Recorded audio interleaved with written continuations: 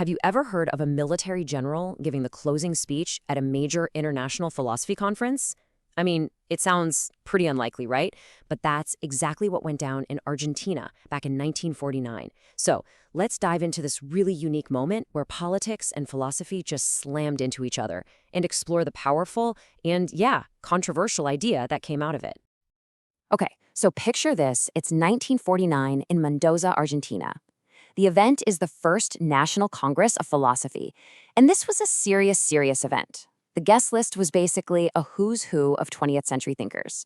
I'm talking about people like Karl Jaspers, Gadamer, Gabriel Marcel, even Bertrand Russell sent a paper. This was a global meeting of the minds, all gathered to talk about, the future of humanity. So you can imagine the surprise when the attendees find out that their closing speaker isn't going to be another famous professor. Nope. It's the president of Argentina himself, General Juan Perón. This quote you see here from a Peruvian delegate, it just perfectly captures the buzz in the room. I mean, a head of state wasn't just there to say hello and welcome. He was actually about to get up and present his own philosophical doctrine. Wild. So what on earth did he talk about? Well, Perón laid out this idea he called the third position. In his eyes, the world was being ripped into by these giant competing ideologies. And he believed that both of them were, well, deeply flawed. He thought there had to be another way forward, not just for Argentina, but for everyone. So on one side, you had what he saw as runaway individualism. He connected this to the philosopher Hobbes, this idea that society is just a war of every man against every man, a world based on pure ego and conflict. Then, on the other extreme, you had collectivism inspired by Marx, where the state becomes so powerful it just swallows the individual. You become totally subordinate to the whole. Perón basically said, look, both of these paths are dead ends. His solution? A doctrine he named justicialism. And the whole point wasn't to pick a side or split the difference. It was to find a genuine, harmonious balance. The goal of justicialism was to build a system that totally respected your rights and freedoms as an individual, but at the same time served the greater good of the entire community. And if you listen to Perón's own words here, the ultimate goal wasn't just about keeping order. It was about individual fulfillment. He's arguing that a person can only truly find their purpose, what he calls their spiritual euphoria, not by being alone, but by being a valued part of a living, breathing community. Now, to really get what he's talking about, you have to understand this one key distinction. It's the philosophical foundation for his entire argument, and he pulls it from the German sociologist Ferdinand Tönnies. It's this core difference between a society and a community. Okay, this is the really crucial part. A society, or Gesellschaft as Tönnies called it, is seen as kind of artificial. It's a contract. It's just a bunch of individuals who agree to get along for their own self-interest, like business partners, socios. It's a machine.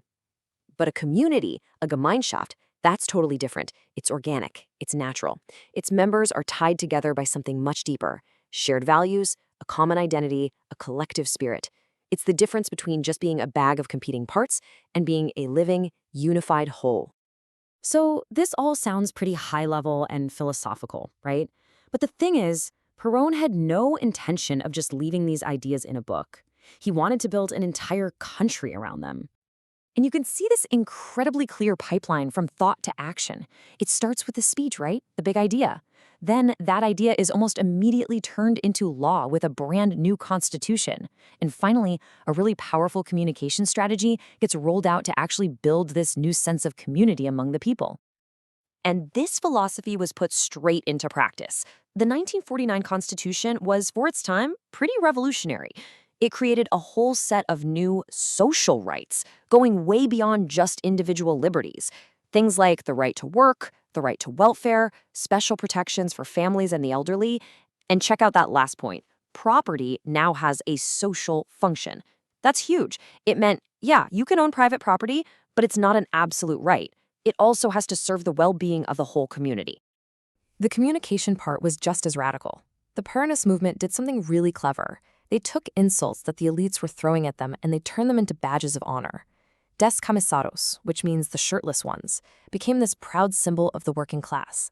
And Eva Perón would famously call her supporters mis grasitas, my little greasy ones, taking this nasty classist slur and turning it into a term of love and solidarity. This was all part of building that shared identity, that Gemeinschaft. But this whole grand experiment, this ambitious project to literally engineer and organize community, well, it wasn't built to last.